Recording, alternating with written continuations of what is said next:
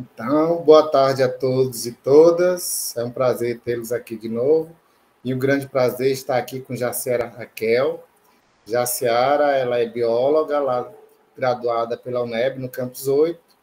Também mestre em Ecologia Humana e Desenvolvimento e Gestão Socioambiental, também no Campus 8, né, o PPGE, que agora está aqui em Juazeiro.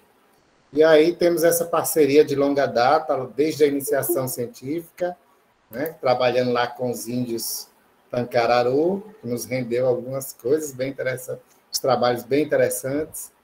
E aí eu estou trazendo hoje Jaciara aqui para conversar um pouquinho com vocês sobre a apreensão de fauna, né, que é a caça, que ela desenvolveu um trabalho muito interessante aí no período do mestrado. Então, eu vou passar a palavra para a Jaciara Raquel, e vou ficar aqui nos bastidores, qualquer coisa, é só chamar. Jaciara, bem-vinda. Obrigada, né? Boa tarde a todos vocês. Obrigada também pelo convite, por estar aqui passando um pouco, né, das minhas experiências com relação à etnozoologia.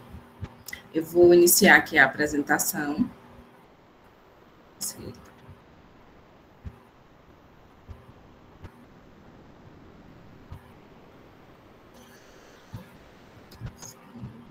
Deixa eu iniciar aqui.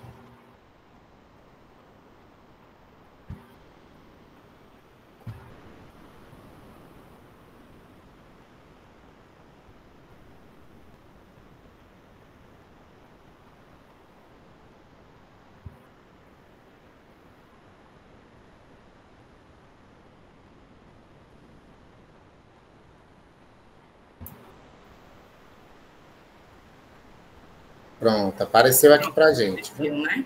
Pronto. Então, como o Carlos Alberto comentou, esse trabalho ele foi realizado, né, durante o período do mestrado em Ecologia Humana e Gestão Socioambiental, que, na ocasião, ele estava na UNEB Campus 8. O nosso tema de estudo foi feita uma pesquisa sobre a fauna cinegética em uma região semiárida do Brasil, levando em consideração os aspectos socioculturais e implicações conservacionistas. O trabalho foi desenvolvido por mim e orientado pelo professor Heraldo Medeiros Costa Neto, Emanuel Duarte e pelo professor Carlos Alberto. O homem, ele sempre buscou na natureza os recursos básicos para a sua sobrevivência. Então, essa interação que o homem sempre mantém com a natureza lhe possibilita a desenvolver uma interação também simbólica, além da material.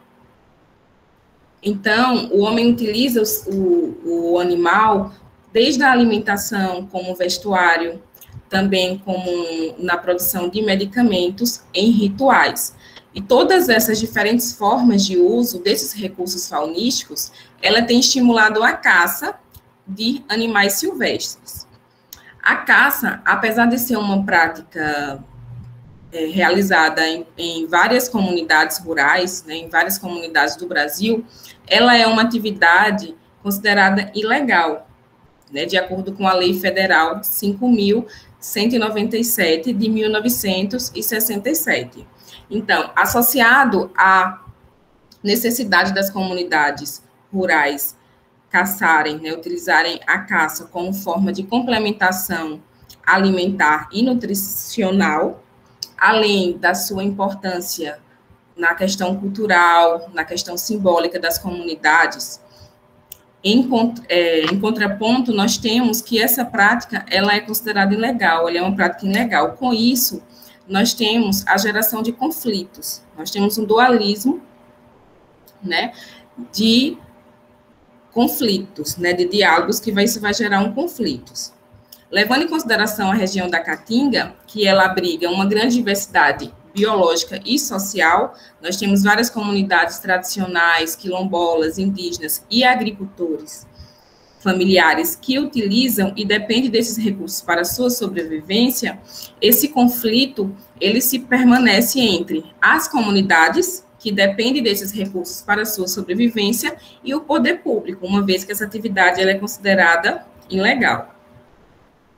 De acordo com Bodman e Penn Jr., 1997, a conservação dos ambientes naturais, ela é um dos maiores desafios da humanidade, devido ao equilíbrio que precisa ser estabelecido entre um ecossistema complexo e frágil, especialmente em regiões de populações rurais pobres, que necessitam de um futuro ecologicamente sustentável e economicamente satisfatório.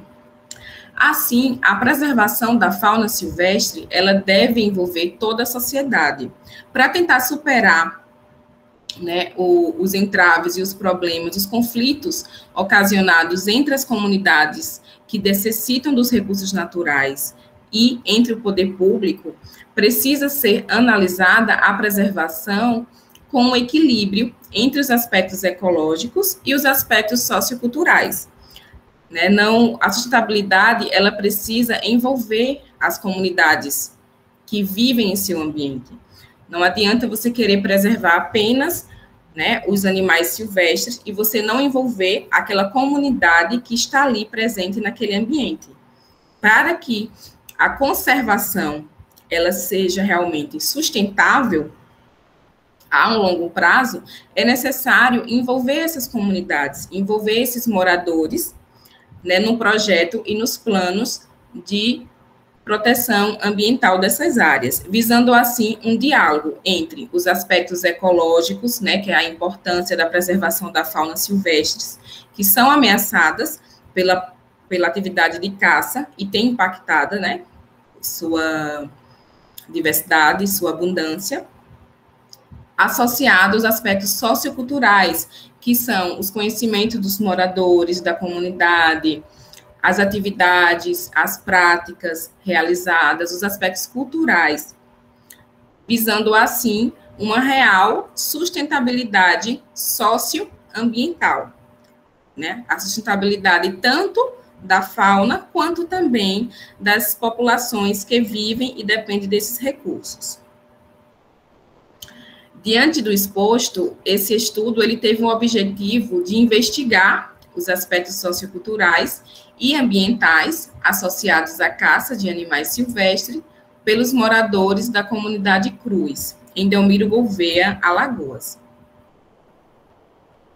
Como objetivos específicos foram registrar as espécies de animais silvestres que são caçadas em Cruz, Delmiro Gouveia, Alagoas, identificar as diferentes formas de uso dos recursos faunísticos em Cruz, registrar as técnicas de caças utilizadas, investigar a percepção dos caçadores sobre a fauna cinegética da comunidade e identificar as crenças relacionadas à fauna cinegética em Cruz. Esse estudo ele foi desenvolvido no povoado Cruz. Esse povoado, ele fica localizado no município de Delmiro Gouveia, no sertão do estado de Alagoas, Brasil, como vocês podem observar no mapa. Ela é uma comunidade que ela é formada por afrodescendentes, que tem o seu reconhecimento bem recente, e ela é formada por 72 núcleos familiares, que retiram seu sustento basicamente da agricultura de subsistência, criação de animais domésticos, pesca tradicional e criação de peixes em tanques de redes, além de benefícios sociais e governamentais. Os dados dessa pesquisa, eles foram coletados, né, de 30 de maio a 10 de dezembro de 2016. E a coleta de dados foi realizada por meio de entrevistas semi-estruturadas e conversas informais. Semi-estruturadas porque era levado, né, um esquema, um esqueleto de uma entrevista para ser desenvolvida com os caçadores, porém, na medida que iriam conversando, né, ia surgindo uma conversa, o pesquisador ele pode adicionar perguntas. Por isso que ela é semi-estruturada. Existe uma pré-estruturação prévia, mas ela pode ser alterada, né, de acordo com o decorrer da conversa, das informações que vai surgindo. E optou-se por esse tipo de entrevista por ter um diálogo melhor, né, entre o pesquisador e o entrevistado. É uma conversa realmente, onde os dados eles são coletados. Foram realizadas 17 entrevistas. E a técnica utilizada para a escolha das entrevistas foi a técnica bola de neve, de Balley, 1994.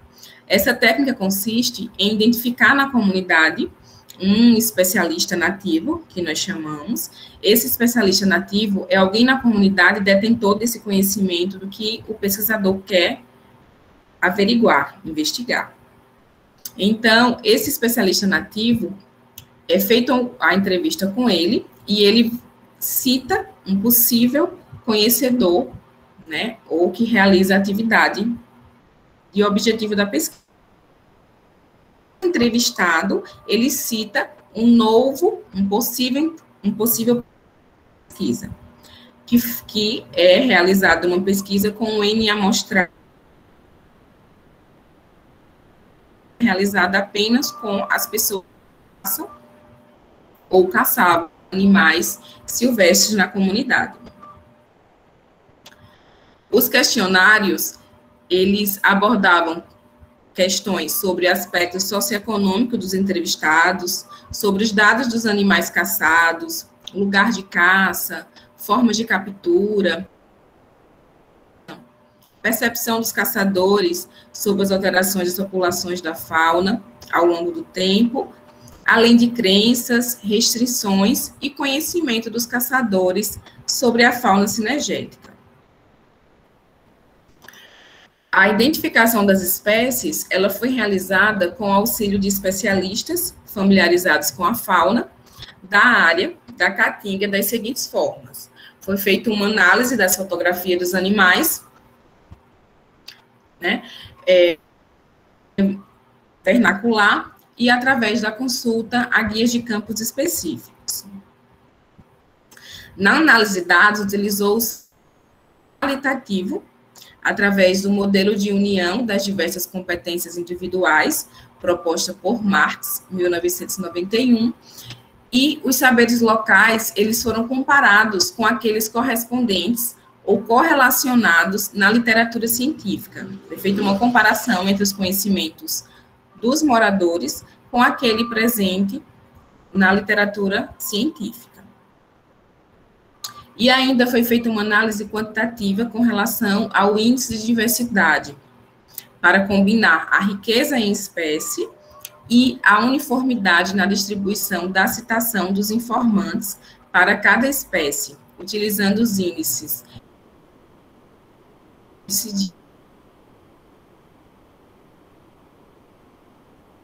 Com relação aos aspectos éticos, eles devem ser observados em pesquisas que estão relacionadas com pessoas, né, que envolvem pessoas, e principalmente quando envolve patrimônio genético, né, conhecimento de moradores de comunidades tradicionais, e também conhecimento sobre fauna e flora, né.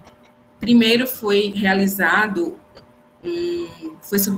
esse projeto ele foi submetido ao Conselho de Ética em Pesquisa da Universidade do Estado da Bahia, e após ter sido aprovado, foi iniciado o processo para a realização da pesquisa. Todos os entrevistados, eles tiveram conhecimento de um termo de consentimento livre e esclarecido. Esse termo, o entrevistado, ele assina. No início de cada entrevista, era explicado ao entrevistado qual o objetivo daquela pesquisa, riscos o participante poderia ter ou não em participar daquela pesquisa. Então, após assinar esse termo, é que foi iniciado as entrevistas. E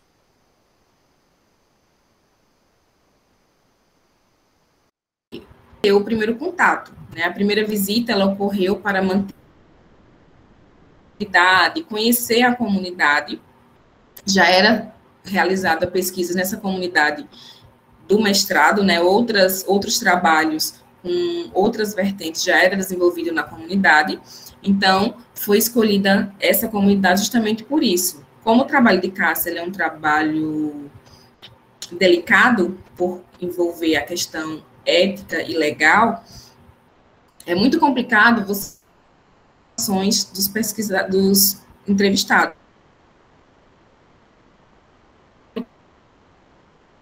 Uma comunidade onde já era desenvolvido vários trabalhos do projeto de mestrado. O contato, ele ocorreu para explicar e conversar com a liderança da comunidade, pedindo autorização para realizar.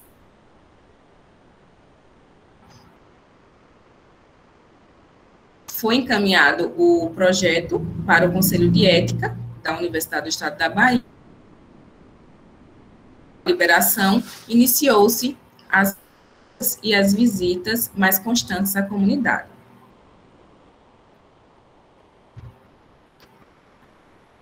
Com relação aos aqui, ela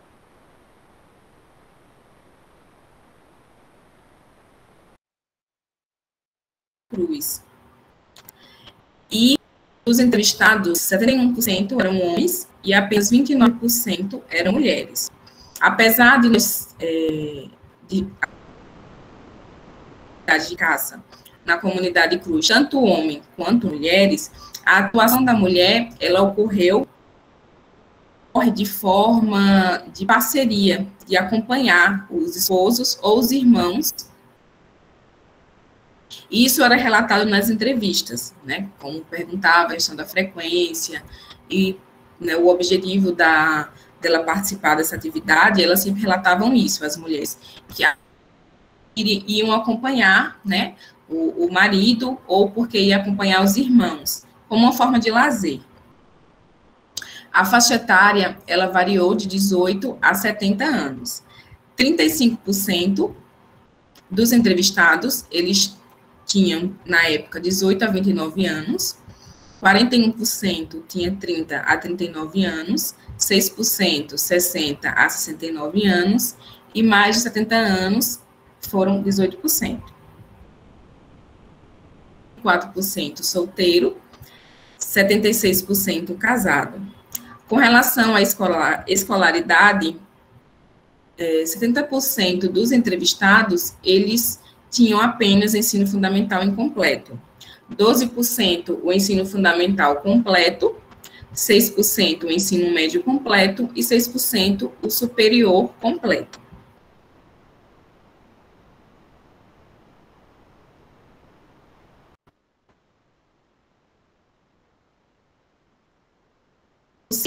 É pescador, 6% agricultor, 4% aposentado e 24% aposentado e 29% desempregado. A maioria, a comunidade, ela fica, uma comunidade rural que fica localizada no entorno dos cânions, né, Então, a maioria deles, eles realizam atividade artesanal, quanto também a pesca em criador de tanques e redes. E em relação à participação da mulher como forma de lazer, mesmo resultado teve presente, né, e foi registrado por Pereira e Chianvete em 2010. E também ele foi registrado em uma comunidade de Pedra por pesquisadores, né, Galvagnes Lois et al.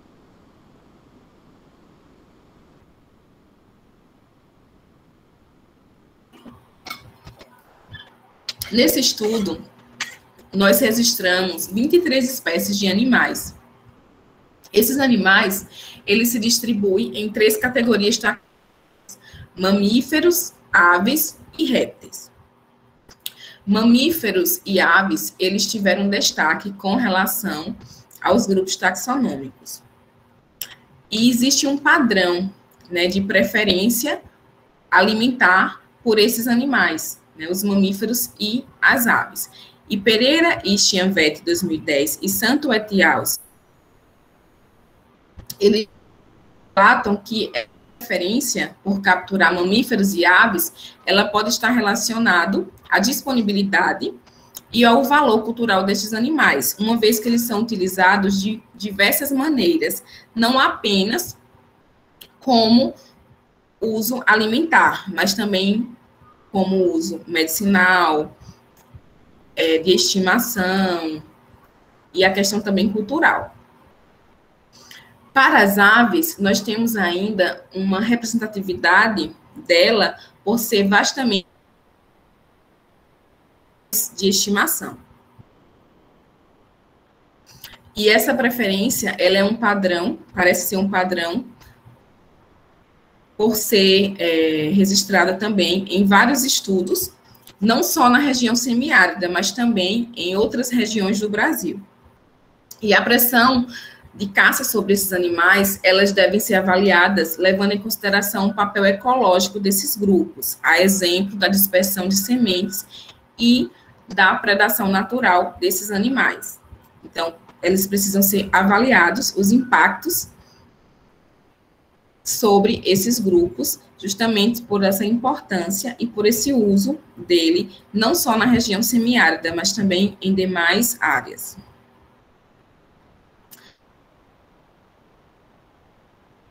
Os mais citados foram o gambá, tatu-peba, tatu-galinha e tamanduá. Esses animais ao uso e deles na alimentação e a valorização do sabor da carne. Carnes que tinham um sabor, né, bastante apreciado por eles, como pode ser observado nesse.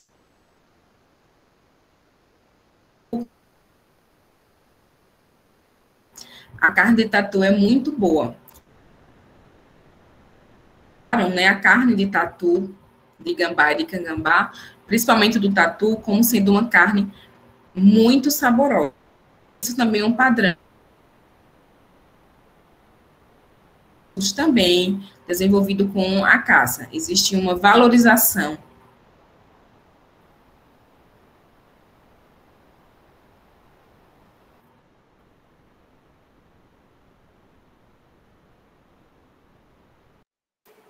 Travou.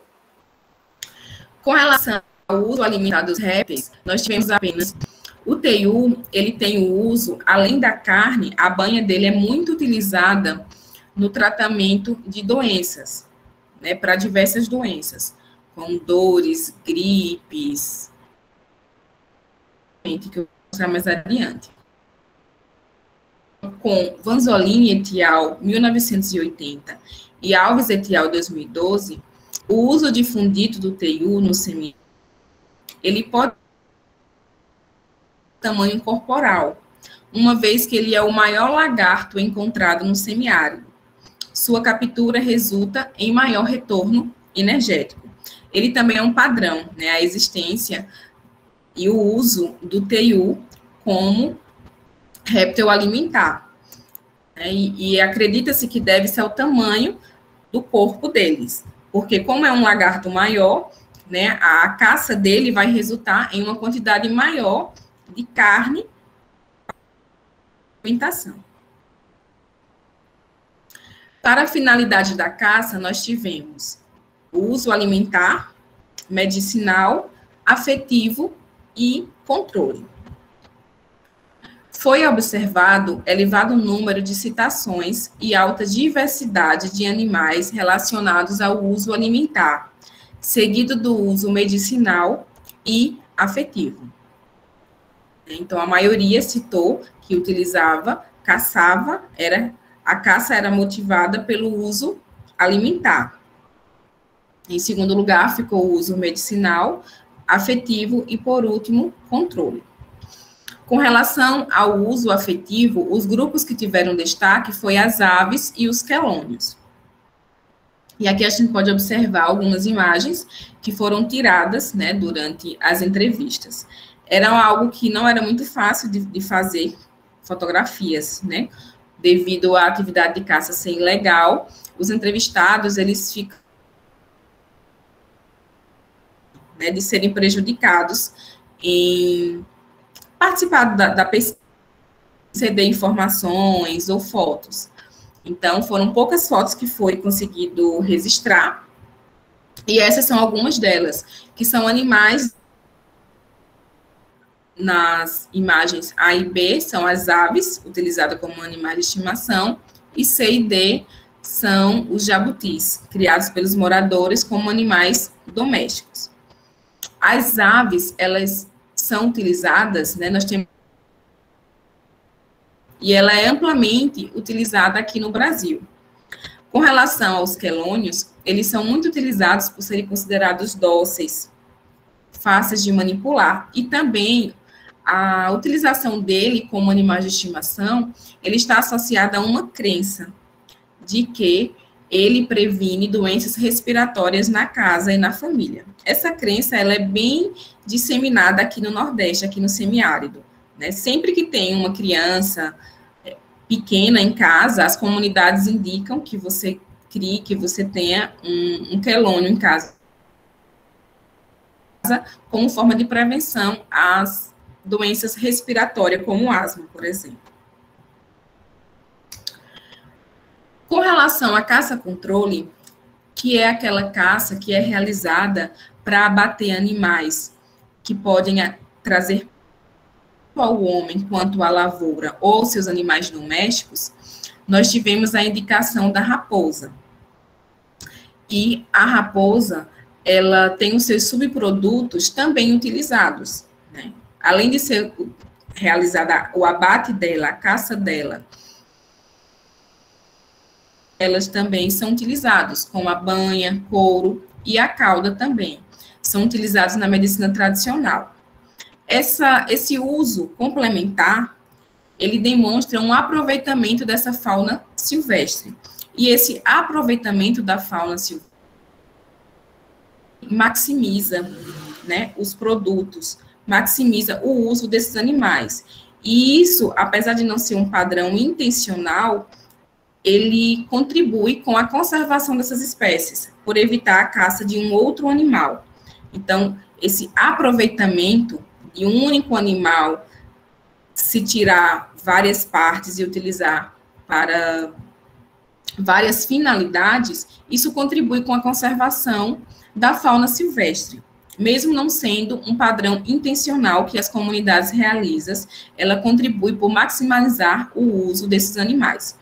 E resultados semelhantes, foi descrito por Santos et al. Em 2016 com os índios Trucá, também referente ao uso da raposa, né, referente à caça-controle da raposa, por ela atacar lavouras e animais domésticos, trazendo prejuízos aos produtores rurais. Quando perguntado aos entrevistados sobre as estratégias de caças, eles citaram a perseguição com arma de fogo, o uso de cães, a armadilha, o rastreamento, o facheado e a peteca estilingue. A perseguição com arma de fogo é quando eles utilizam, né, as espingardas para perseguir e abater os animais. O uso de cães, que são utilizados para farejar, né, os animais silvestres, as armadilhas que eles colocam nas regiões de caça, rastreamento, que ele sai, né, à procura dos rastros dos animais, facheado, que é utilizado para o abate de aves, com o uso de lanternas à noite, e peteca estilingue, que é amplamente utilizada e é o primeiro estratégia de caça utilizada para iniciação do processo de caça, né, ainda quando são crianças, adolescentes, essa atividade, né, que é construída culturalmente nessas comunidades rurais. Foi observada um baixo compartilhamento, uma fraca similaridade no uso de cães e rastreamento, e através do uso manual e armadilha.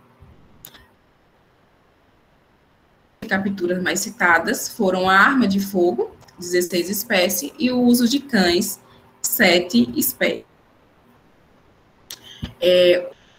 O motivo, né, o uso desses animais e o meio que esses animais são abatidos impactam maior ou menor a fauna silvestre.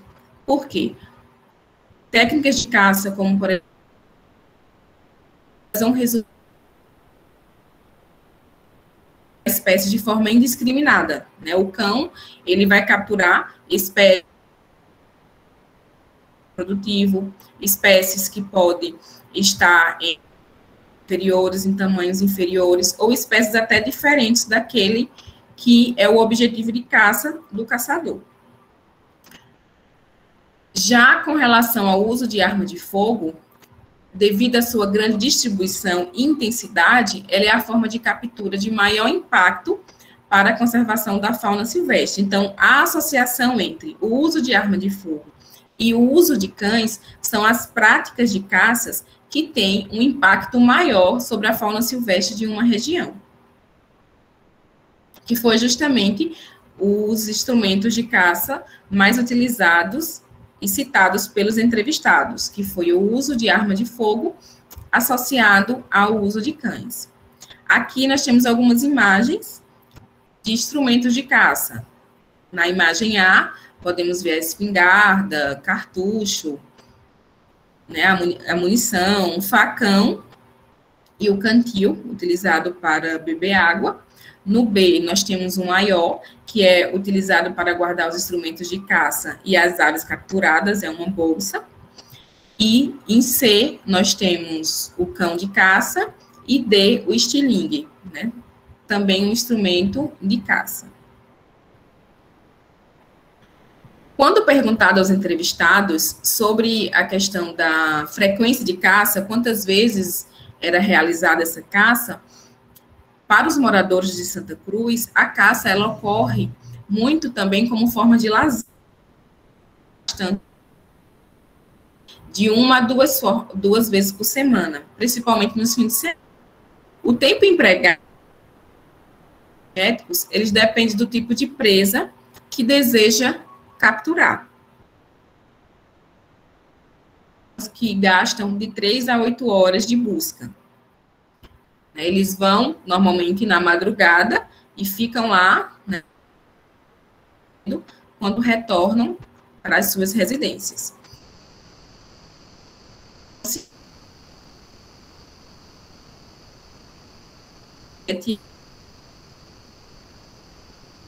Aqui temos algumas imagens da comunidade, né, mostrando áreas de preferência citaram ser os entornos das serras e as margens do Rio São Francisco. Essa é uma comunidade que é, né, dos cânions do Rio São Francisco. No Campus 2008, aspectos como a sensibilidade, preferências e conhecimento sobre o comportamento do animal e a paisagem, eles são aspectos utilizados para escolher os lugares preferidos para realizar a atividade cinegética. Com relação ao uso familiar na medicina local, eles citaram 9 espécies para tratamento de 10 situações que são relacionadas à saúde. Enquadram nas categorias taxonômicas répteis, aves e mamíferos. Entre os animais citados, nós tivemos o teiu, indicado para ferida, dor de dente, dor de ouvido e gripe. Cascavel, utilizado como recurso medicinal veterinário para catarro de animal. Jacaré, utilizado para tontura e ferida, é o couro, no caso do jacaré, que é feito defumador. Casaca de couro, também utilizada para tontura. Ribaçã, né, que é a ave, utilizada também para tontura. Peba, utilizado como recurso veterinário e como culinária também, como defumador. para defumar cachorro doente. Eles citaram que quando os cachorros utilizados na caça, eles começavam a não conseguir capturar as presas, eles faziam esse defumador para limpar, né, as vias aéreas, e segundo eles conseguirem farejar melhor os animais. Gambá, utilizada como recurso veterinário e culinário, defumador, cachorro defumar também. Jabuti, utilizado para asma, e anu preto, como defumador também, no caso, as penas dele. De maior citação na medicina local da comunidade Cruz, o réptil, com o maior representante, o teiu. Ela é bastante utilizada pelas comunidades. Eles citam elas para diversas doenças, como essas gripes, ferida e estrepada. Estrepada, aqui na região, eles citam quando um espinho entra no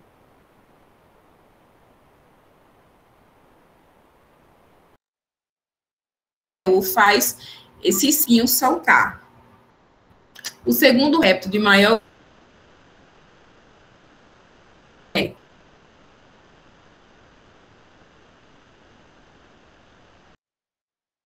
do jacaré, dores e tratar derrames e asma, e a banha, que é utilizada para o tratamento de feridas.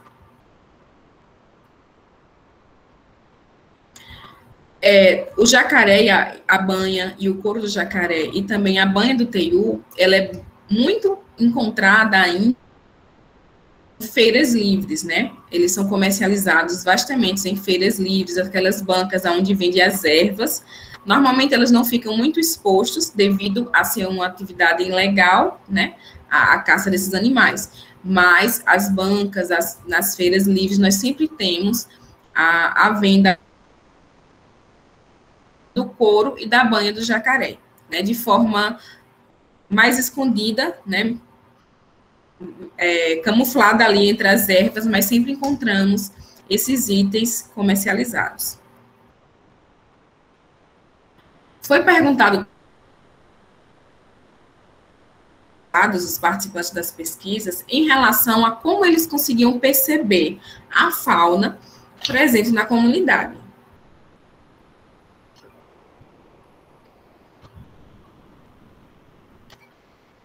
Quando perguntado qual eram as espécies da fauna silvestres mais abundantes,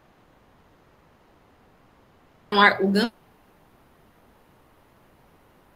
justificativa que eles deram era que, segundo eles, esses indivíduos, eles se reproduzem muito. Então, como eles se reproduzem muito, ele é amplamente encontrado lá na comunidade.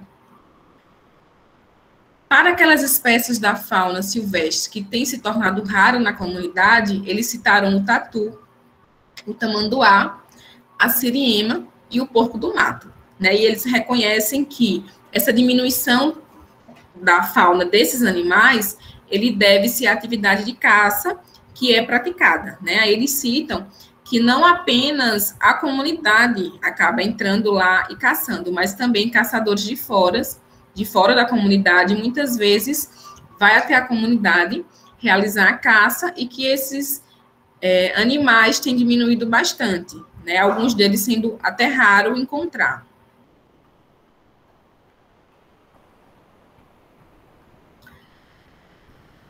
Foi perguntado também a eles sobre a disponibilidade das espécies em função do tempo, né? Levando em consideração a quantidade de animais que tinha há 10, 20, 30 anos atrás, que tinha no início, né, da formação da comunidade Cruz, e hoje, o que é que eles têm notado? E eles relataram que vem diminuindo, né, bastante, e eles apontaram a seca, o desmatamento e a atividade extensiva da caça, como vocês podem ver nos depoimentos abaixo. Diminuiu e muito, porque acabaram, desmatou a caatinga, aí é difícil eles ficar. Tem reduzido por causa da seca, falta comida para as caças. Acabou, porque tem muita gente caçando. Então, eles reconhecem, nessa diminuição, e eles atribuem a caça, né, o desmatamento, as secas, a finalidade dessa diminuição, né, o porquê que foi diminuída, a justificativa para eles é devido a isso.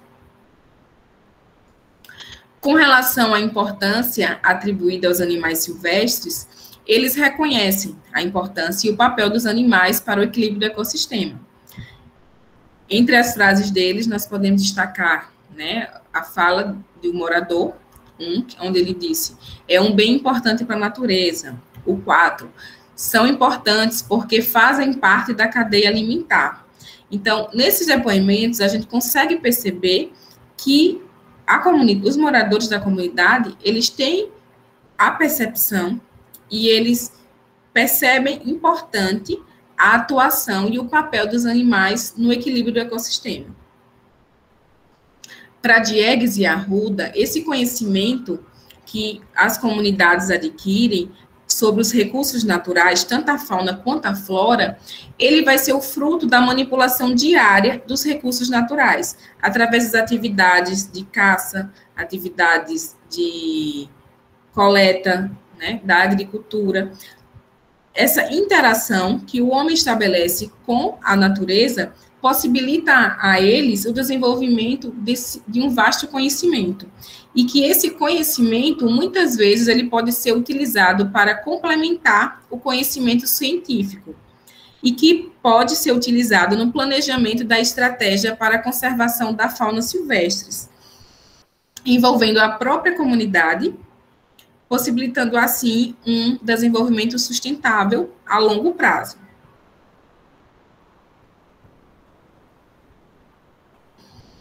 Com relação à melhor época para caçar, eles citaram que, né, depende muito do animal, né, e que eles relacionam bastante a presença da chuva, né, é tempo de caçar, né, choveu, sai o sol, é bom tempo de caçar teiu, ele sai para procurar comida.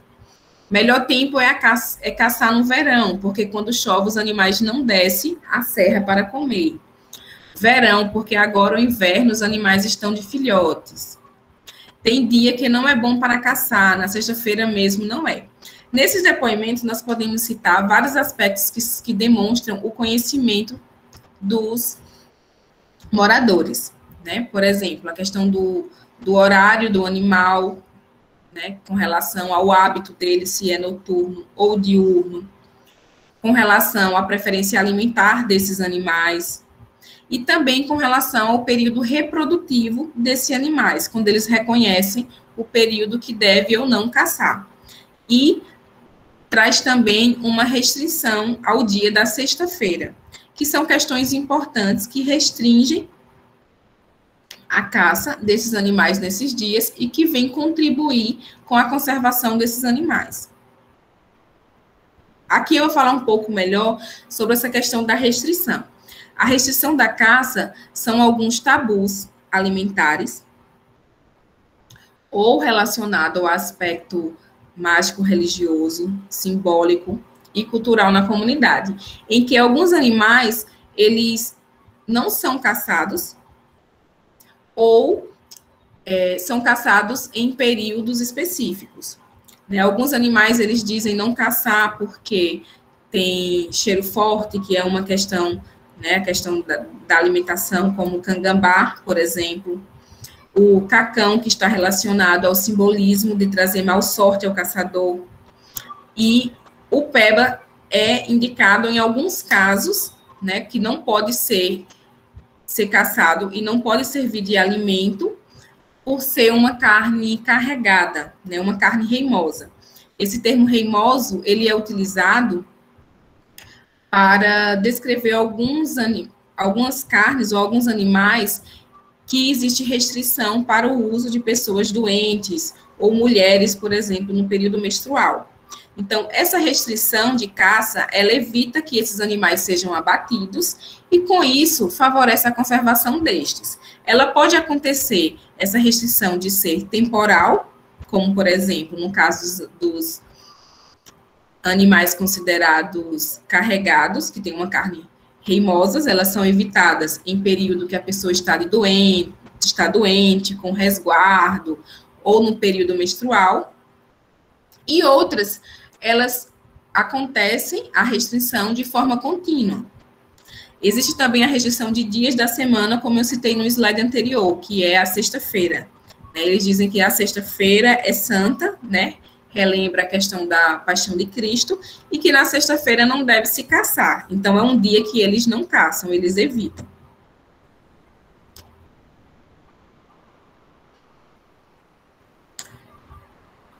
Com relação à restrição de caça, esse padrão de escolha dos alvos envolvidos na atividade cinegética, ela não é moldada somente por uma questão energética, entre custo e benefício, ou seja, entre quanto que o animal ele pode dar de retorno ao caçador, mas também por mecanismos culturais, constituindo os tabus e as preferências alimentares.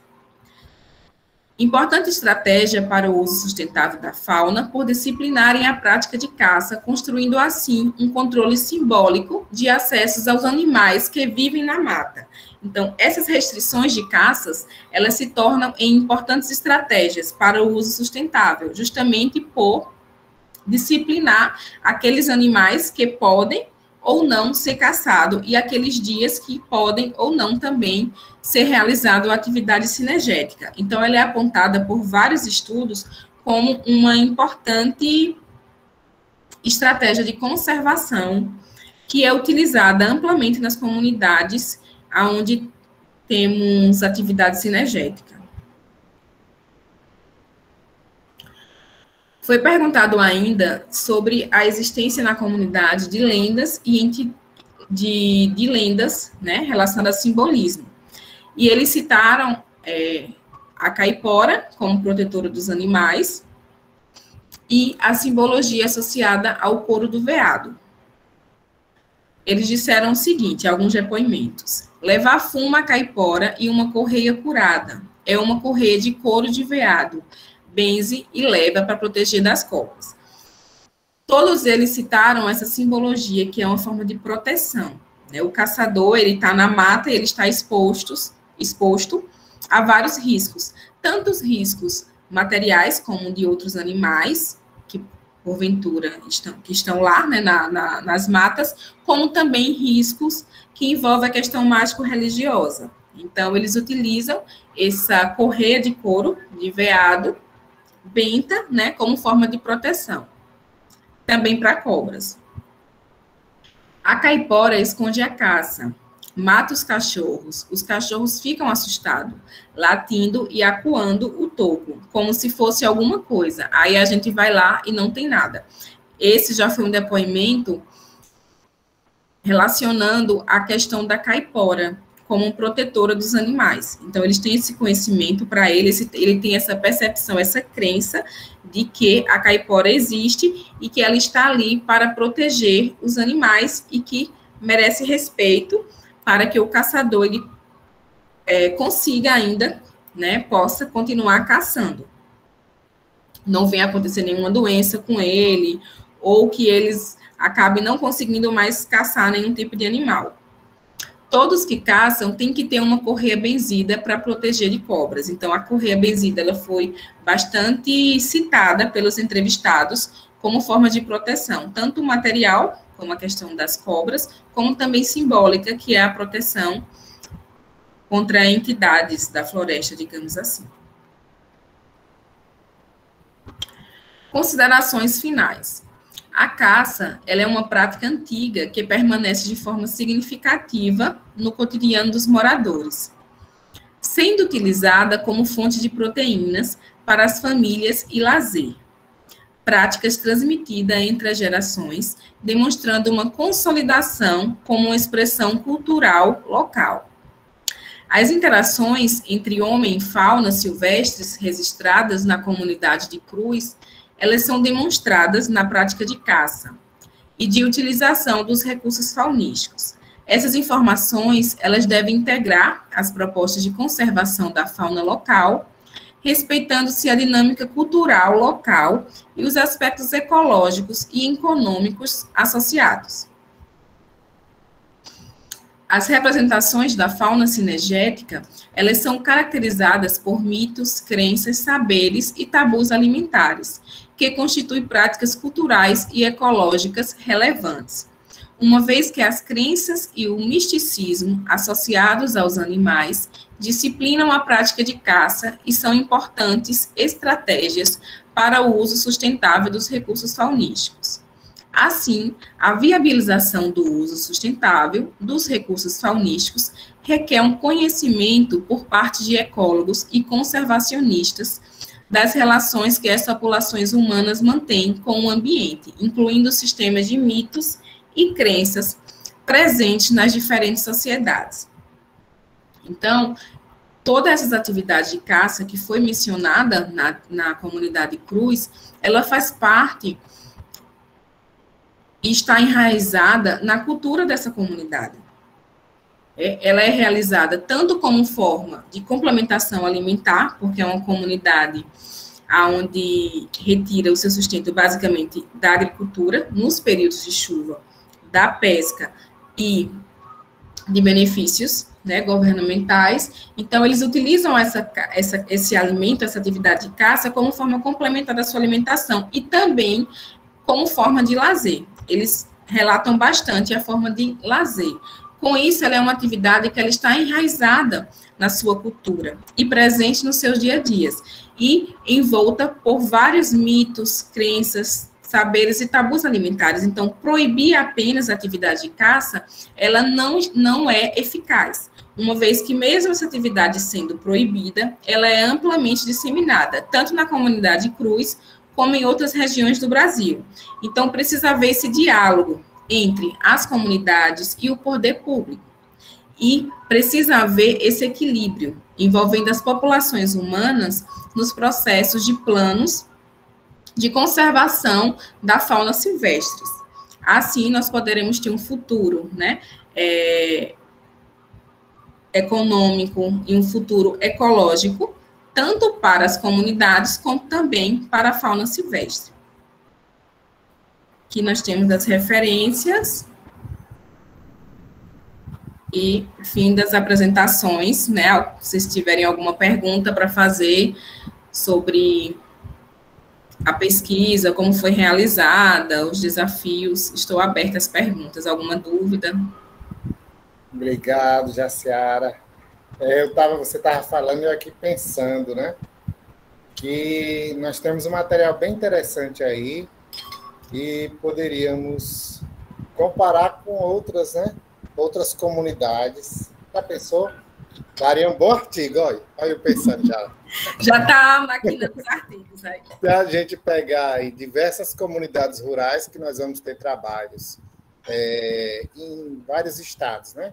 Porque nós vamos ter o Rômulo lá na Paraíba, nós vamos ter em Alagoas, né? Os meninos lá de Daniele, aquele pessoal lá da UFAL em Alagoas, vamos ter Talim também em Alagoas, em Pernambuco, o pessoal do Ulisses, e aí sempre trabalhando em comunidades com etnozoologia, e a gente poderia comparar essas diversas comunidades, né, esses saberes e esses costumes, rodar uma estatísticazinha de similaridade, ia ficar bem legal. E assim, mas eu vou deixar para os meninos aí fazer as perguntas, né? Eu não mencionei, mas assim, em relação às aos trabalhos, né, de etno, aqui no Nordeste nós temos poucos, né, em regiões. A maioria dos trabalhos é na Paraíba, como você citou, a questão do pessoal de Rômulo, né? Mas aqui em Alagoas, com relação à fauna, ainda há poucos trabalhos desenvolvidos, né? A maioria é com relação à planta, né? Principalmente a plantas medicinais, a vegetação. Mas com relação à fauna, são escassos, justamente devido a essa dificuldade de acesso aos caçadores, a esses conhecimentos.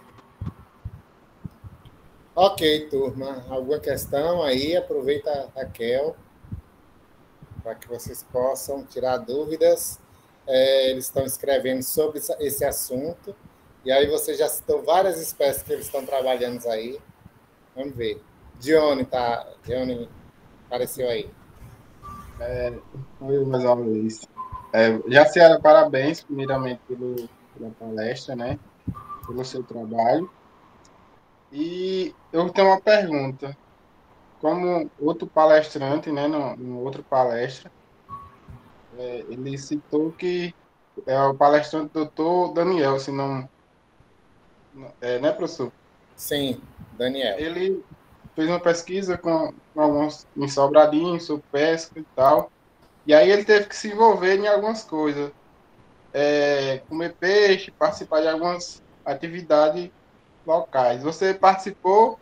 Chegou a comer alguma caça e tal? Não, não.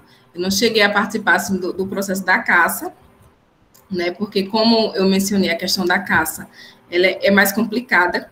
Você poder se envolver, né? E fazer. Eu até marquei com uma das meninas que caçava e que ela ajudava na identificação, né?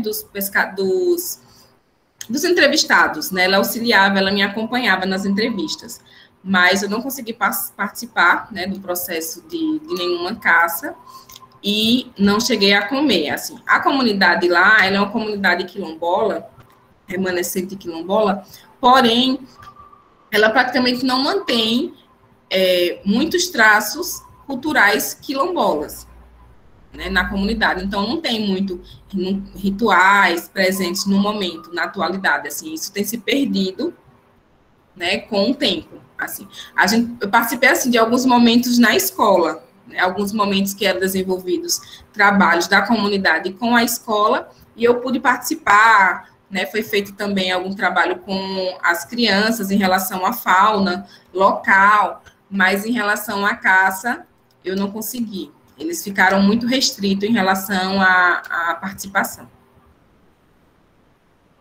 Certo. Muito obrigado pela...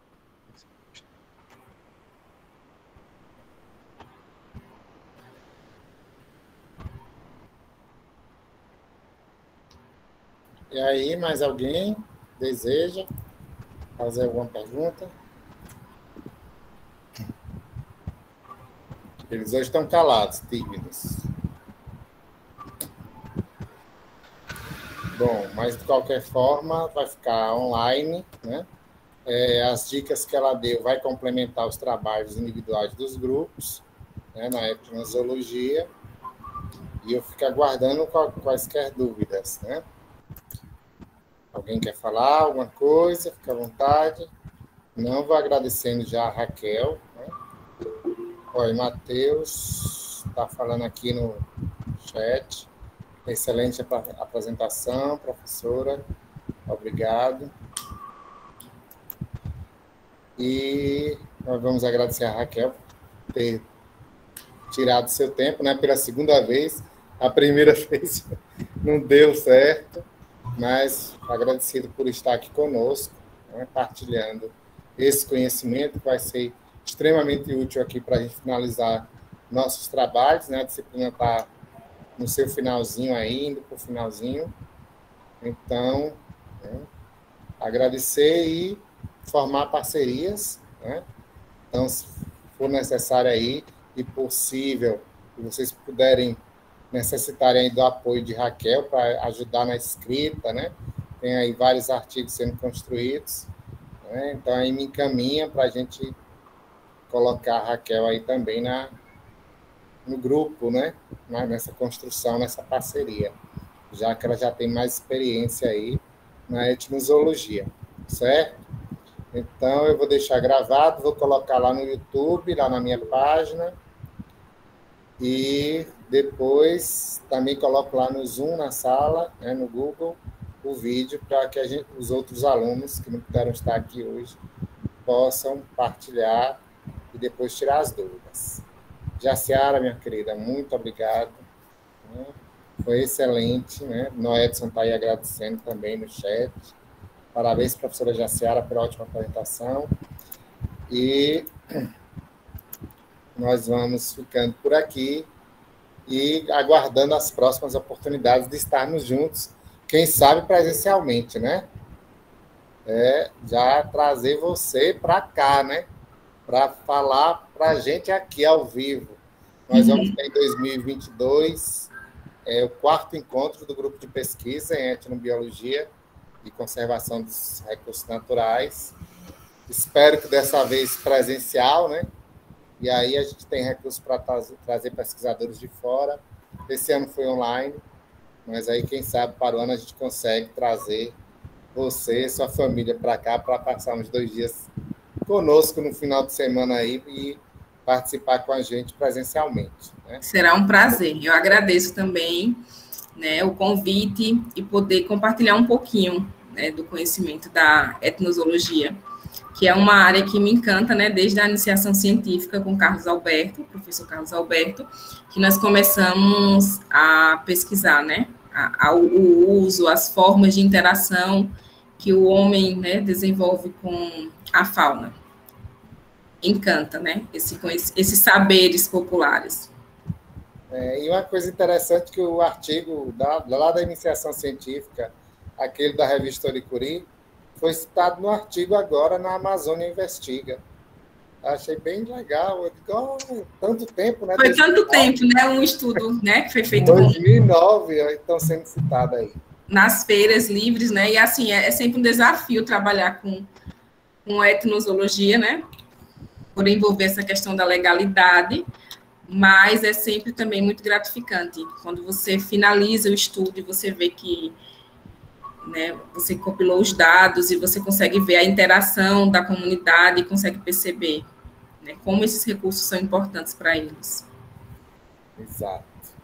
Então, é isso, turma. Obrigado, turma. E a gente se vê quarta de manhã na aula. Jaciara. Tchau, gente. Foi um prazer estar com vocês. Tchau. Até mais. Até mais. Boa tarde a todos.